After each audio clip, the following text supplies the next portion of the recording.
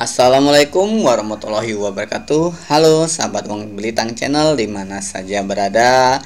Alhamdulillah kita semua masih diberi kesehatan sehingga kita dapat kembali berjumpa di channel kebanggaan kita, yaitu tentunya Wong Belitang Channel, tempat berbagi seputar teknologi dan pendidikan.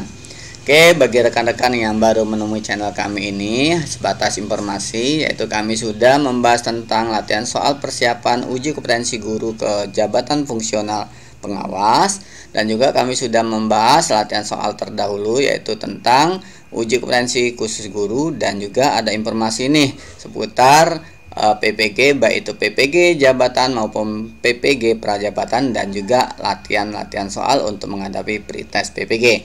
Semuanya sudah kami rangkum di playlist PPG dan UKOM guru maupun UKOM pengawas. Oke, silakan dilihat di beranda rekan-rekan ya. Terima kasih. Oke, sebelum kita lanjut, kami juga mohon maaf yang sebesar-besarnya, kami baru sempat menyapa rekan-rekan. Kenapa? Karena kami ada beberapa kegiatan yang harus kami lakukan, seperti yaitu kegiatan in-house training untuk implementasi kurikulum merdeka, dan juga kegiatan di program sekolah penggerak. Rekan-rekan sahabat Wong Belitang Channel dimana saja berada, pada kesempatan kali ini kita membahas yaitu tentang latihan persiapan untuk menghadapi uji kompetensi guru. Nah, ini kalau nggak salah sudah bagian ke-6. Bagian 1 sampai 5-nya silakan dilihat di playlist bagian UKOM guru. Oke, sebelum dilanjut, mohon bantuannya ya rekan-rekan untuk like, share, dan subscribe ya. Karena dengan bantuan like, share, and subscribe, kami lebih bersemangat untuk terus berbagi dan berbagi, sehingga dengan like, share, and subscribe-nya semoga video ini bisa bermanfaat bagi kita semua. Amin ya robbal alamin. Oke, pertama ini soalnya yaitu apa yang menjadi ciri utama dari guru yang profesional? Yaitu A. Menguasai materi pelajaran dengan baik. B. Memberikan tugas yang sulit kepada siswa. C. Kurang berkomunikasi dengan siswa. D. Tidak memperhatikan perkembangan teknologi. Oke, jawabannya jelas A. Kenapa? Seorang guru yang profesional diharapkan mampu menguasai materi pelajaran dengan baik agar dapat memberikan pembelajaran yang berkualitas kepada siswanya. Yang berikutnya yaitu yang nomor 2. Salah satu tujuan evaluasi pembelajaran adalah untuk A. Memberikan nilai kepada siswa. B. Mengidentifikasi kelemahan siswa. C. Memperkuat hukuman terhadap siswa. D. Mengukur kemampuan siswa. Oke, jawabannya yaitu yang B. Kenapa yang B? Evaluasi pembelajaran dilakukan untuk mengidentifikasi kelemahan siswa sehingga guru dapat melakukan perbaikan dan pengembangan pembelajaran yang lebih baik. Nomor 3, metode pembelajaran yang mengutamakan peran aktif siswa dalam membangun pengetahuan disebut A. Ceramah, B. Demonstrasi, C. Diskusi, D. Penugasan individu. Oke, jawabannya adalah yang C. Kenapa yang C? Karena diskusi merupakan metode pembelajaran yang mendorong peran aktif siswa dalam membangun pengetahuan melalui pertukaran ide, pendapat, dan argumentasi antara siswa. Oke, yang nomor 4, dalam mengelola kelas, guru harus memiliki keterampilan A. Disiplin, B. Ketegasan, C. Kekerasan, D. Ketidakberpihakan. Jawabannya yaitu yang A. Kenapa?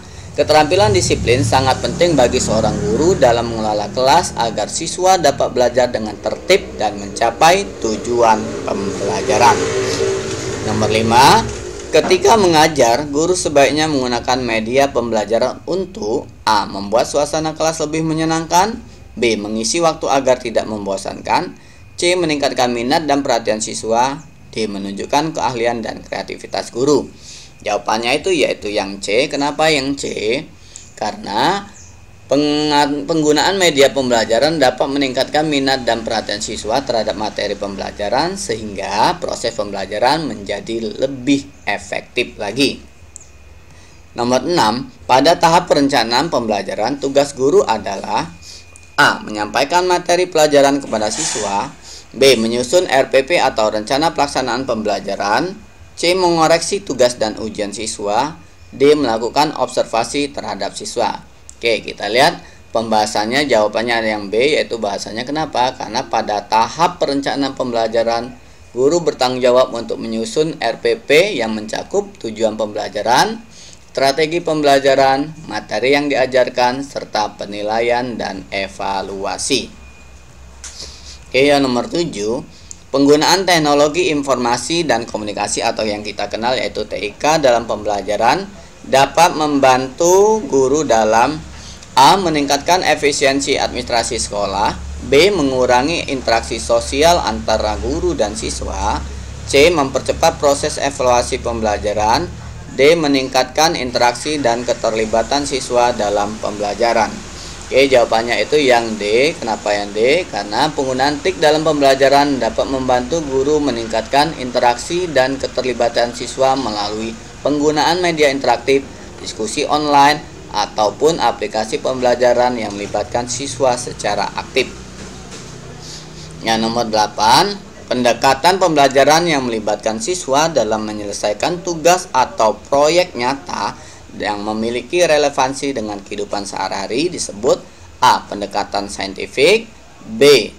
pendekatan kontekstual, C. pendekatan ekspositori, D. pendekatan ceramah. Oke, jawabannya yaitu yang pendekatan kontekstual. Kenapa? Karena pendekatan kontekstual melibatkan siswa dalam menyelesaikan tugas atau proyek nyata yang memiliki relevansi dengan kehidupan sehari-hari sehingga siswa dapat mengaitkan pembelajaran dengan konteks kehidupan nyata. Oke, yang nomor 9, salah satu tugas guru sebagai fasilitator pembelajaran adalah A. mengajarkan teori-teori secara teoritis kepada siswa, B. memberikan materi pelajaran tanpa interaksi dengan siswa, C. mendorong siswa untuk bertanya dan berdiskusi, D. mengevaluasi kemampuan siswa secara berulang-ulang. Jawabannya itu yang C. Kenapa? Sebagai fasilitator pembelajaran, guru diharapkan mendorong siswa untuk bertanya, berdiskusi, dan berpartisipasi aktif dalam pembelajaran sehingga siswa dapat mengembangkan pemahaman dan keterampilan melalui interaksi dengan guru dan teman-teman sekelas. Oke, yang nomor 10, pengembangan profesionalisme guru dapat dilakukan melalui A. mengabaikan perkembangan teknik terkini di bidang pendidikan, B. tidak mengikuti pelatihan dan seminar yang relevan, C. melakukan refleksi diri dan peningkatan diri secara terus-menerus, D. mengisolasi diri dari guru-guru lain. Jawabannya itu yang C. Kenapa yang C? Karena pengembangan profesional guru memerlukan refleksi diri dan peningkatan diri secara terus-menerus melalui kegiatan seperti mengikuti pelatihan, seminar, membaca literatur terkini, dan berkolaborasi dengan guru-guru lain untuk saling berbagi pengalaman dan tentunya juga pengetahuan.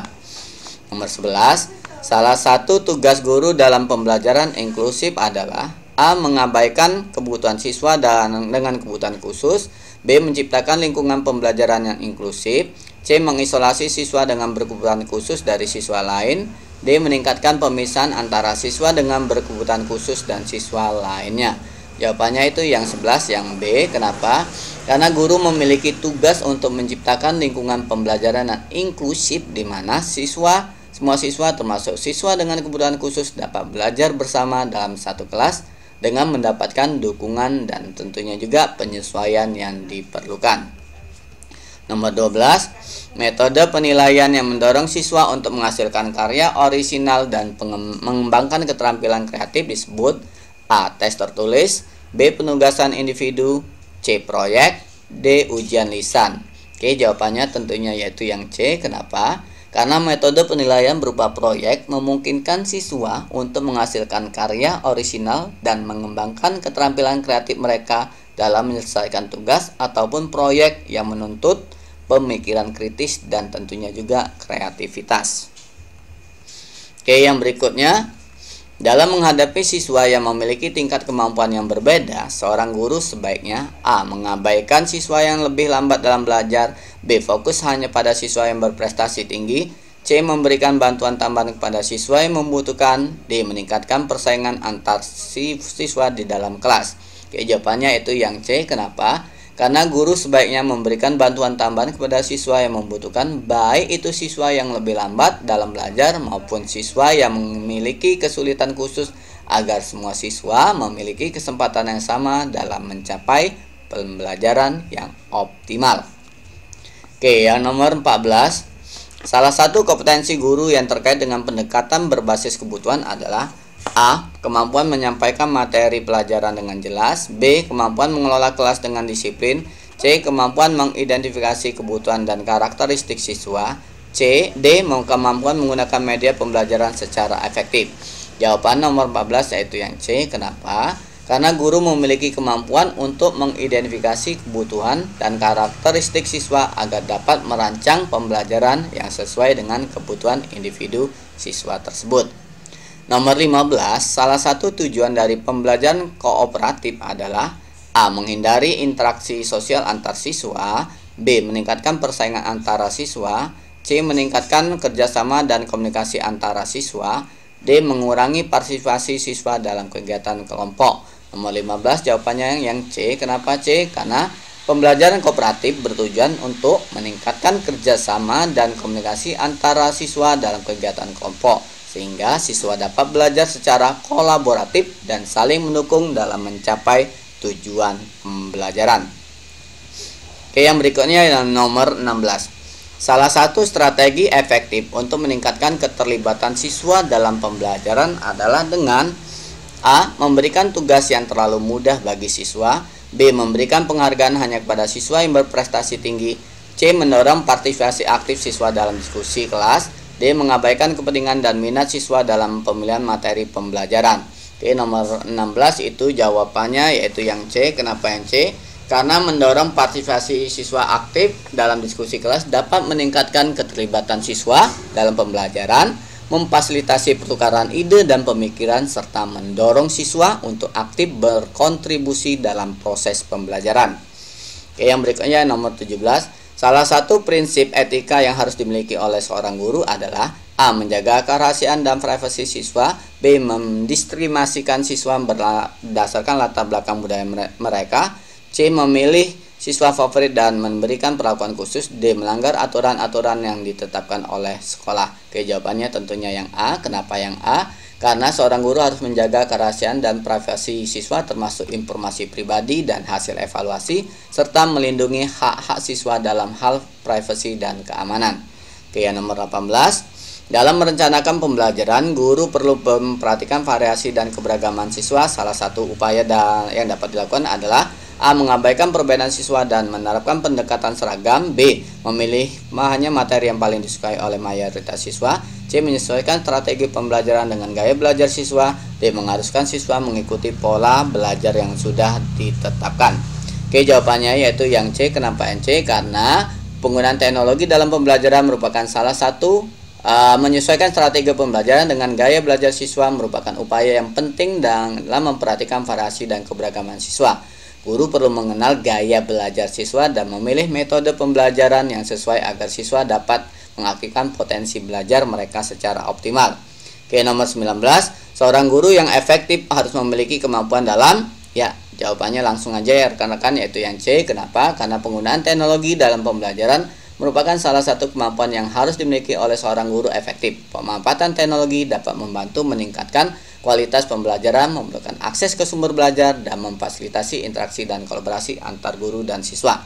Dan nomor yang terakhir yaitu seorang guru yang profesional harus memiliki sikap, ya, jawabannya adalah yang D. Terbuka terhadap perubahan kritik dan kesempatan untuk belajar lebih baik. Karena guru perlu mengakui bahwa pembelajaran adalah proses yang berkelanjutan dan selalu berusaha untuk meningkatkan praktik mengajar mereka melalui refleksi dan peningkatan diri. Oke, demikian pembahasan soal untuk uji kompetensi guru. Semoga bermanfaat dan mendapatkan gambaran. Mohon maaf ini hanya sebatas gambaran kepada rekan-rekan, bukan ini yang dikeluarkan oleh dalam hukum nanti, tapi minimal rekan-rekan mendapatkan gambaran apa saja yang ingin ditanyakan, dan juga untuk menambah pengetahuan rekan-rekan dalam menjawab soal-soal. Terima kasih sekali lagi kami ucapkan. Jangan lupa like, share, and subscribe biar kami lebih bersemangat lagi dalam berbagi kepada rekan-rekan semua. Kami akhiri. Wassalamualaikum warahmatullahi wabarakatuh.